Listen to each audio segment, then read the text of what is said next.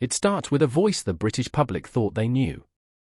A man once known for roaring engines and reckless humour, now roaring about politics. Jeremy Clarkson, the man who turned Top Gear into a global phenomenon, has shifted gears once again. But this time, his target isn't a car, it's the Prime Minister himself. Because in his latest column, Clarkson doesn't just criticise Sir Keir Starmer, he calls him thick. And not just that, he goes after Nigel Farage too, accusing him of selling economic fantasies that simply don't add up. It's not just a rant. It's a warning. A warning about Britain's future, about what happens when politics becomes a shouting match and leadership turns into theatre. Before we dive into this explosive story, make sure you hit that like button, subscribe to Echo Britain, and tell us in the comments, whose vision for Britain do you trust more, is Starmer, Farage, or Clarkson? Your comment might be featured in our next video, and believe me, this is one you'll want to have your say on. The storm began with a single article. A column in The Sun, where Clarkson, never one to bite his tongue, unleashed a scathing attack on the political class. He wrote after the Conservative Party conference, a week dominated by arguments about immigration, division, and fading trust in government. But Clarkson saw something else, something deeper. He accused Britain's leaders of obsession, of losing sight of what truly matters. As he put it, on one side, you have the Labourites waving their Palestinian flags, wanting to throw our borders open to everyone. Starmer has no clue what to do about the economy because he's thick, that's why he's broken it. It wasn't subtle. It wasn't polite. It was Jeremy Clarkson at full throttle, unfiltered and furious. Then came Nigel Farage's turn. Clarkson, known for his disdain of political correctness, didn't spare the Reform UK leader either. Farage rarely talks about the economy, he said, and when he does, his numbers don't add up. He wants to cut taxes and increase spending by £150 billion. Who? A swipe at both sides, left and right. Labour, clueless. Reform, delusional. And the audience? Divided. Some cheered his honesty. Others accused him of arrogance. But Clarkson wasn't finished. He went further, saying that before anyone could question his logic, Farage scuttles back to his safe space, raging again about small boats, while Starmer remains, in Clarkson's words, clueless. This wasn't just a rant. It was a mirror, reflecting a Britain trapped in political chaos. Clarkson then turned his fire toward the wider world, the digital battleground that shapes opinions and ruins reputations. He warned that social media has become, in his words, a seething cauldron of venomous hate. A place, he said, where anger has replaced logic and reason has been drowned out by rage. And if Jeremy Clarkson, a man who's built a career on controversy, says he's worried, that alone should make the nation pause.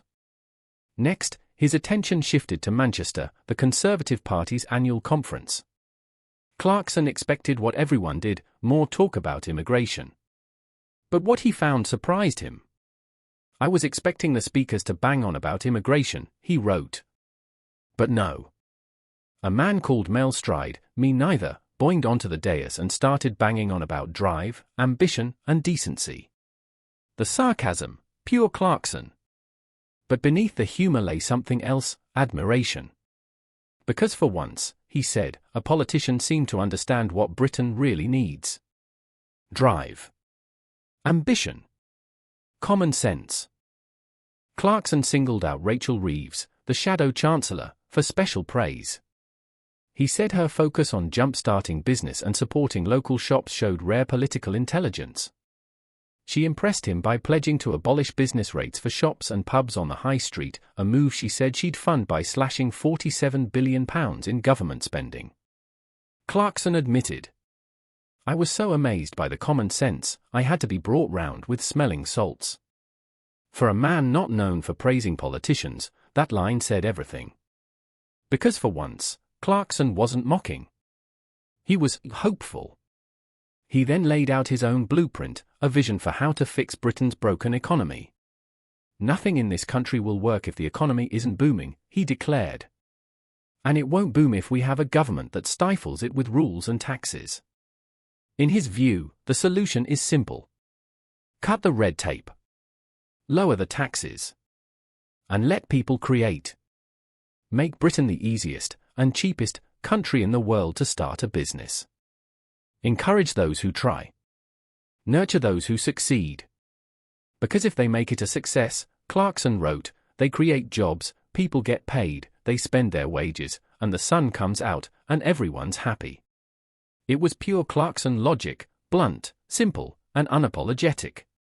But for many, it resonated more deeply than any polished speech from Westminster. And then, in one final line, Clarkson delivered what sounded almost like a challenge. For maybe 10 years, no political party has understood this. But now, there's a glimmer of hope that one of them has finally got the message. A glimmer of hope, but from whom? Reeves? Starmer? The Tories? He didn't say. He left it hanging, deliberately. Because maybe, in Clarkson's mind, hope doesn't come from a politician at all, but from ordinary people, the ones who build, invent, and take risks. The people who, despite everything, still believe Britain can thrive if only the government would stop getting in the way. And so we're left with a strange picture of Britain in 2025. A celebrity motoring journalist calling the Prime Minister thick. A populist icon accused of economic fantasy. And a weary nation caught in the middle, wondering who, if anyone, actually understands what's gone wrong. Clarkson's words may be crude. His style, provocative. But beneath the noise lies a question no politician seems brave enough to answer. If Britain's economy really is broken, who broke it? Was it the leaders we elected? The system we built? Or the silence of those who stopped believing change was possible? Maybe Jeremy Clarkson's outburst isn't madness. Maybe it's the sound of a country finally realizing that the engines have stalled. And no one knows how to start them again. If you've watched till the end, tell us below, do you agree with Clarkson's blunt message, or has he gone too far this time? Don't forget to like, subscribe, and stay tuned to Echo Britain, where we uncover the truth behind the noise and tell the stories others won't.